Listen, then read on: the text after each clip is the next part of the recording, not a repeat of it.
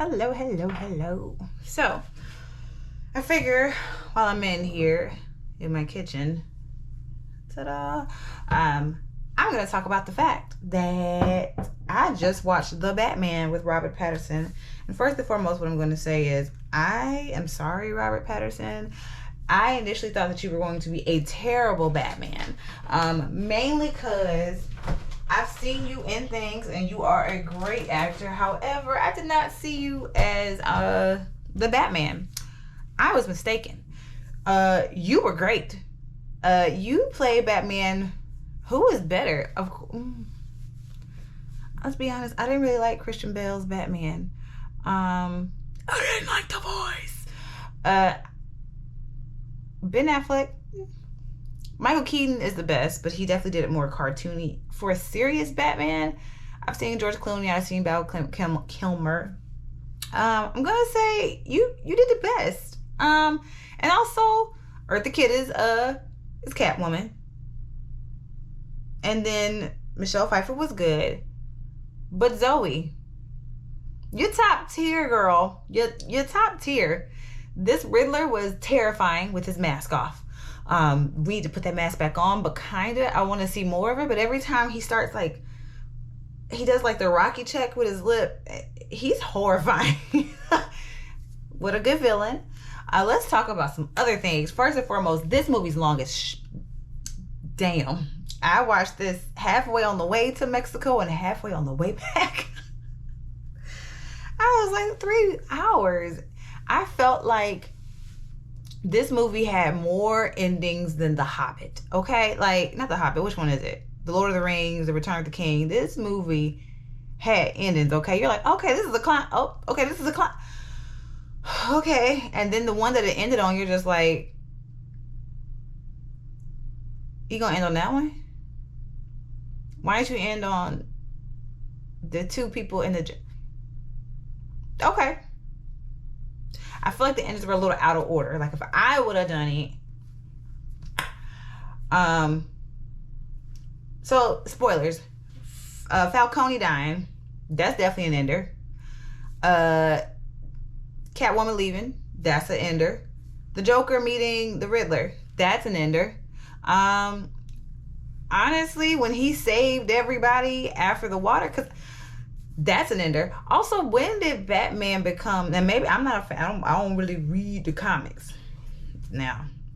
But when did he become I got a shotgun and a bomb in my face, but somehow my skin is okay? When did he become... I can get blown away by a shotgun, but not a bomb in my face type Batman? Don't get me wrong. 99.9% of this movie, can't complain about it. But the endings, the length, and then him being able to sustain fire to his unprotected face and still just be like, ugh, with no burn. It wasn't even scorched. He still had his beard hair.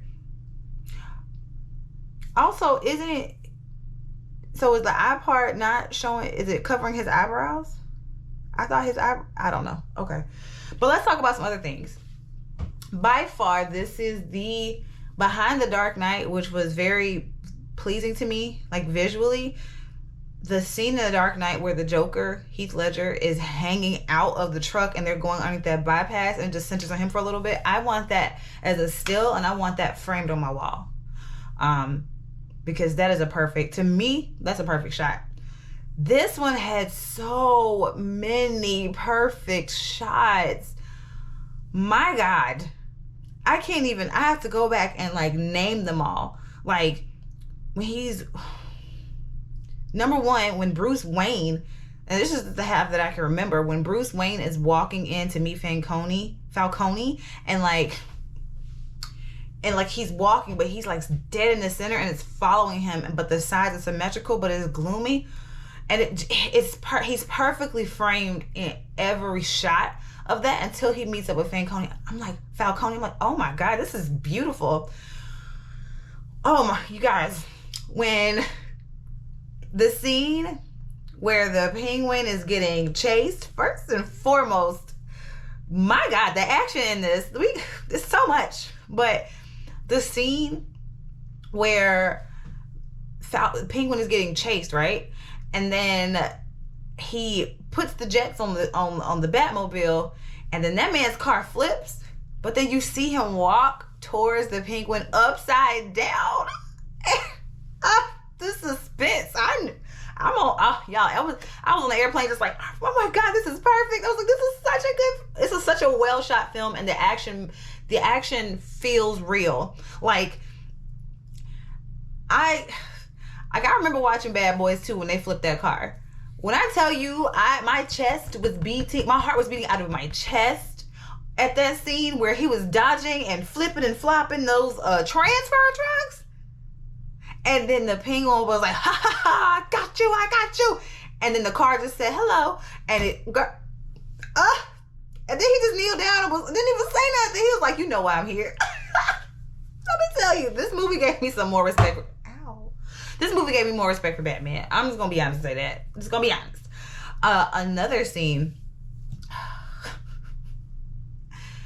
when Catwoman was like, "Well, baby, I got 9 of them," and she kicked him off. First and foremost, that delivery was perfect. I don't care what nobody says. Zoe Kravitz is a great Catwoman, okay? And she's so like cute and little. I mean, she's pretty cute. I guess people call her hot if that's your thing, but she's pretty cute and little. Also, when she kicked him off, and then he's like, I'm gonna go get her, and we saw this man Batmaning down the side of the building, I was like, who shot this? This is so good. Oh, and let me tell you too, when all of the, again, this is spoilers, if you made this far, hopefully you've seen the movie. Again, when all the Riddlers were coming down, and they were like, pow, pow, pow. First and foremost, again, that mayor was dumb. Come on, girl. Everyone's scared. Where your vest at? Are you gonna walk out with no vest? Oh, okay. The city is under attack. You ain't got no shield on. And why didn't they shoot her in the head? That's the real question. Because like, if you got a clear shot and your whole thing is to do chaos, why are we taking shots at the abdomen? That bullet should have said skew. Like, the Riddler was a good shot. He shot him from a mile away. It wasn't a mile, but it was close enough. Anyway, she was dumb. But secondly, there's so many good parts of this movie. Because that part, I'm getting distracted because how good, what's his name? Somebody Wright. He was in Shaft. He was the bad one. Jerry Wright, Richard Wright, somebody Wright. He was amazing. Commissioner Gordon, y'all, he was so good. And then they had like little parts in here where you thought like the cop who showed up at the Riddler's place, and they was like, what are you doing here? And he didn't like him. I was like, oh, are they in cahoots? And then he knew what the weapon was. I was like, oh, he's an accomplice. And then he turned to be a good guy. And I was like, you kind of okie doke me there. I like that. Because I didn't know I really did not know where this movie was going. Like, at all. Like, I knew it was a Batman movie, but anybody could have died. Anybody could have been the bad guy because it's Gotham. Like, it's mayhem. It's the Wild Wild West. Back to what I was saying though, because this is all over the place. But this movie is great. At the end, when the Riddler when they were up on the roof and Batman blew up the entire top, and then he just was like, I'm gonna fight them myself. That looked like a video game. That looked like Arkham Knights, and it was great. It was so good. I was like, tell me Batman ain't no bad bitch. Tell me he not a bad bitch. And I am not a Batman fan. This movie, I mean, I've seen all the Batman except for Batman versus Superman because I'm not watching that. But I've seen, I think, all of the Batman movies. I saw Batman. I saw Batman. I saw the one with the Penguin, the Joker. That is Batman. So then I saw Batman Forever, the one with Val Kilmer, Batman and Robin, Dark Knight, Batman Begins, The Dark Knight Rises. I didn't watch Batman versus Superman, but I watched Justice League. I've seen a lot of the Batman movies. I'm kind of getting tired of the reboot, but they did right with Robert Pattinson. And this casting, guys, just the Joker, not the Joker, the Riddler, that man is scary. I kind of just wanted him to be like out and about because his face, he looked like a blobfish, but like a scary one. I don't know.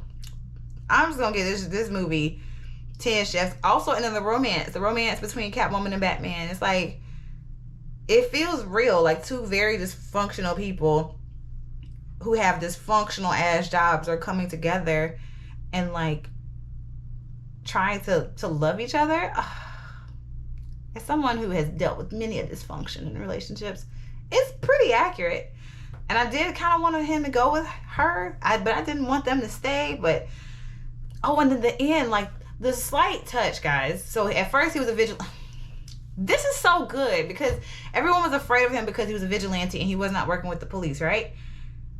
And then he saved the shot where he gets down, he cuts the cord. You think he's gonna die and electrocute, but this Batman is apparently immortal.